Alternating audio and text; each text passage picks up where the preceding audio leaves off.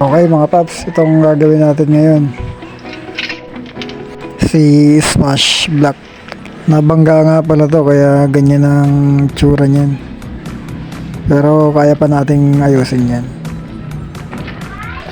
Ngayon naputol yung tapakan niya sa preno kaya i-convert na natin sa handbrake. Ayan, naputol yan. Pumasok sa loob ng nabangga. Pinagkakalas ko na siya para mabilis na tayo sa gagawin natin. Tinanggal ko na dyan yung naputol na pot brake.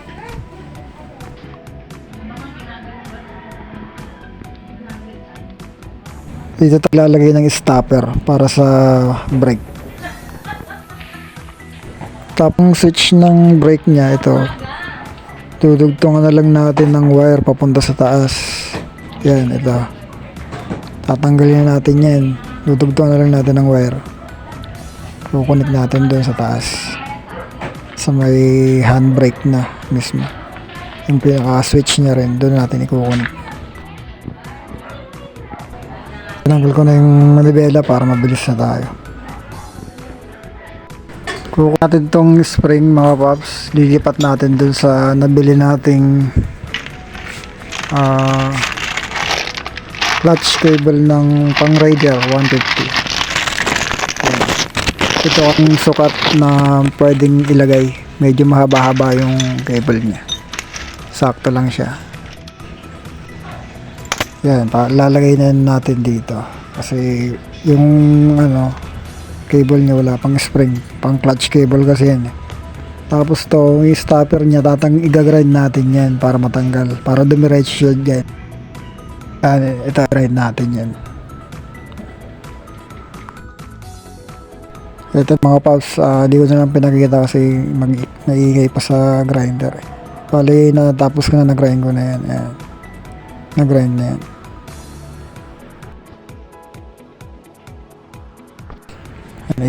Tatry natin, lagay na natin. Sensya na mga paps kasi ako lang nagbibideo, walang taga-video sa akin. Yan.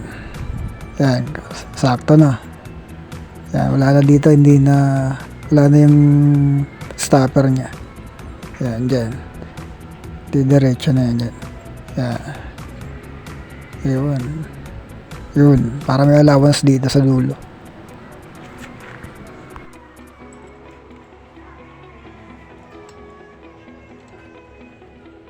Yung gagamitin natin ditong brake arm is pang Mio. Yung pang Mio Sporty, yan, pwede yun. Kasi mahaba-haba raw ang nito, yung pinaka-arms niya. Pag nagbe-brake, malaki yung allowance. Yan. Kabit muna natin. Yan, ayusin muna natin to. Okay. Yan. May allowance pa tayo para sa adjuster sa brake pag in-adjust yung preno. Ayan, okay na. Ayan, hindi ko pa kasi nakakabit hindi ko pa nahihigpitan yan eh. Ipoporma natin para sa gagawin nating stopper dito sa brake cable niya.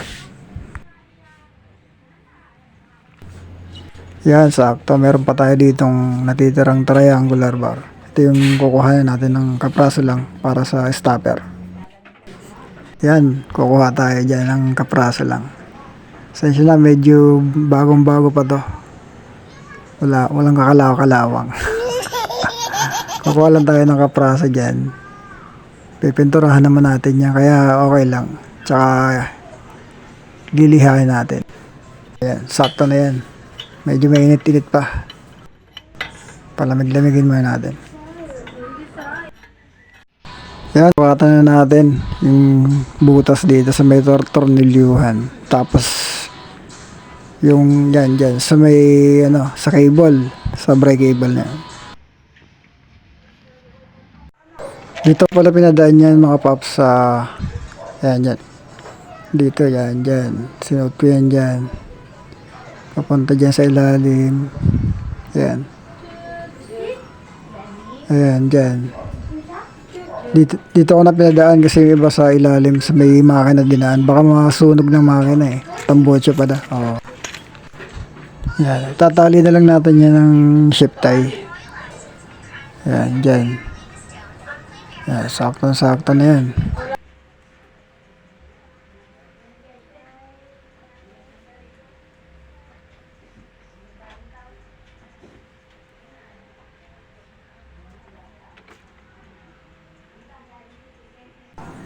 Ito na mga paps, sukatan na natin para sa butas. Saan natin lalagyan ng butas to? Dalawang butas. Isa sa tornilyo, tsaka sa brake cable.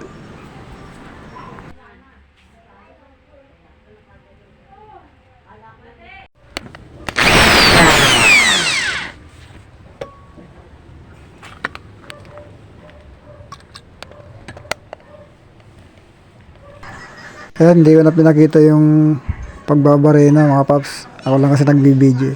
Ayan, sakto na to, yung sa tornilyuhan. Ayan. Sukatin na natin kung kasya, kung tama yung butas natin. Ayan. Palagay ko tama naman. Ayan, sakto. May stopper siya. Tapos doon sa tornilyuhan. Dali lang to mga paps, kung kayang-kaya yung gawin to, DIY lang. Wala kayong wieldingin dyan, walang wielding yan. Ayan. Bali, ayusin pa naman natin yan, yung mga kanto-kanto, tatabasan natin. Mas maganda talaga kung may grinder kayo, o kaya yun nga, may barina talaga dapat. Ayan.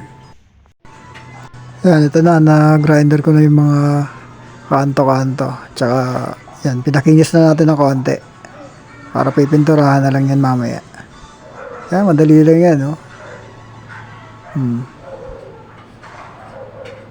Triangular bar lang.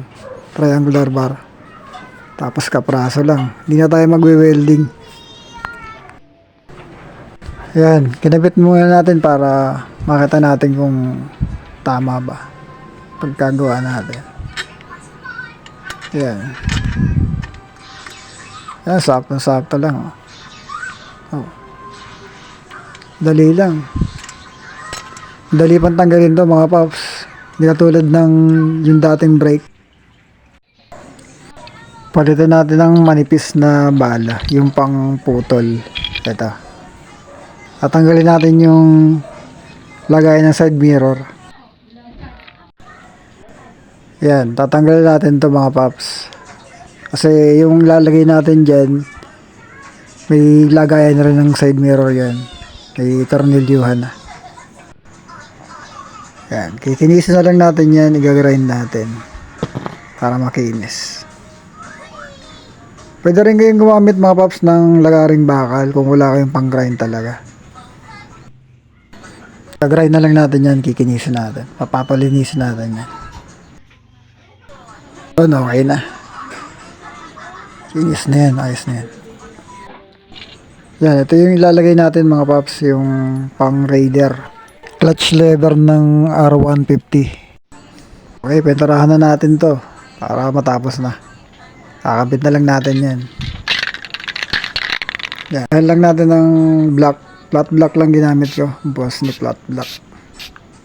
Yan, mamaya patuyin muna natin para kabit na natin.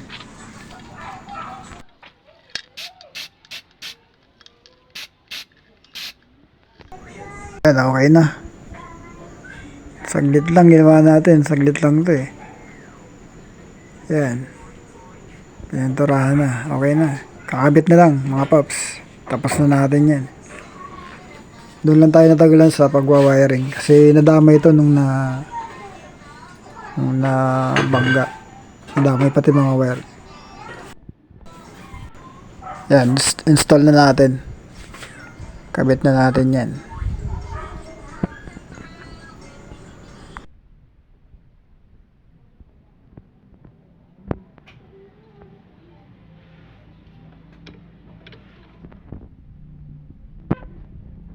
Yan, tayo sa pagkakabit mga paps. Sakto-sakto yung pang raider na clutch lever niya, yun. Pati yung kabitan ng side mirror niya, saktong-sakto din doon sa flarings ng Smash.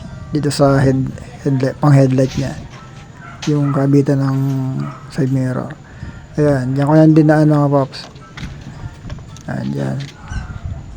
Tapos, linusot ko dito sa baba. Hindi naman siya nasabit sa pag ginagalaw yung manibela. Hindi siya nasabit. Saktong-sakto lang yan. Ayan, dyan. Yan ko yan dinaan. Tapos, diretso dito. Dito ko na dinaan sa taas. Kasi yung iba sa ilalim. May tendency masunog ng tamboche yun. Ayan. Ayan mga paps. Oh. Ayan, tinali natin ng shifter yan dyan. Ayan, para hindi lumaylay o gumalaw-galaw. Yan, tapos na tayo mga paps. Okay na yan. Tapos to, ang kinaibahan pa nito, yung dating brake niya is mahina. Dito mas lumakas kasi yung kinabit nating brake arm, yung pang Mio, ito daw yung medyo maganda dyan. Kasi mahaba yung pinaka-arm niya. Yung pag pinisel mo yung brake, yung play niya, mas mahaba yung clearance, kaya mas lumakas yung brake niya ngayon. Ayan, okay na mga paps. So, tapos na siya.